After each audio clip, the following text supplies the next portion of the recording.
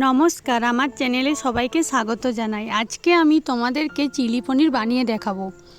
Chilli পনির খেতে কিন্তু খুবই সুস্বাদু হয়, আর এটা ফ্রায়েড রাইস, নান এইসব ধরনের খাবারের সাথে খেতে কিন্তু দারুণ লাগে।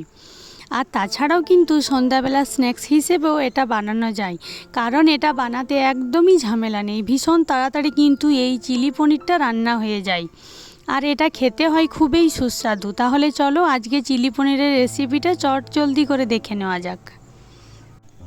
তো দেখো, এখানে আমি নিয়েছি 400 গ্রাম মতো পনির। এখানে আমি বাড়িতে বানানো পনির নিয়েছি। এবার পনিরটাকে আমি চৌকো চৌকো টুকরো করে কেটে নিয়েছি।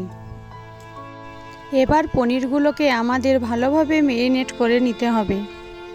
ম্যারিনেট করার জন্য পনিরের মধ্যে আমি দিয়ে দিয়েছি লবণ, গোলমরিচের গুঁড়ো, লঙ্কা গুঁড়ো, কর্নফ্লাওয়ার। এবার এই সমস্ত উপকরণগুলো পনিরের সাথে ভালো করে একসাথে মেখে নেব। এরপর সাদা তেলের মধ্যে পনিরগুলোকে হালকা আঁচে একদম লাল লাল করে ভালোভাবে ভেজে নেব।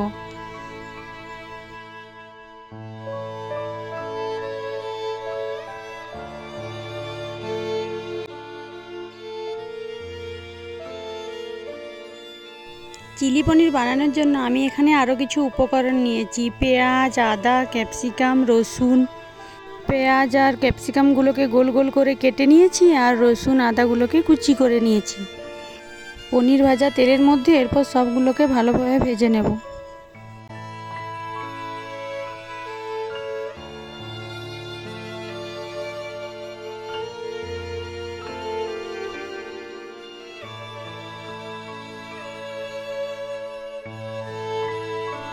সব ভালোভাবে ভাজা হয়ে গেলে এবার এর মধ্যে আমি সসগুলো অ্যাড করব। আমি নিয়েছি 2 চামচ মতো টমেটো সস, 1 চামচ গ্রিন চিলি সস, 1 চামচ ডার্ক সয়া সস, 1 চামচ চিনি, 1 চামচ নুন, 2 চামচ কর্নফ্লাওয়ার জলে গুলে নিয়ে দিয়ে দিয়েছি। এবার এগুলোকে মিডিয়াম ফ্লেমে নাড়াচাড়া করে নেব 5 মিনিটের মতো।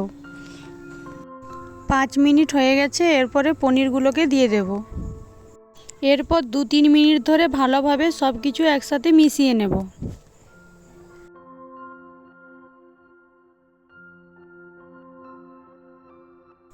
এরপর ভালোভাবে নেড়েচেড়ে দিয়ে দেবো অর্ধেক পাতিলেবুর রস।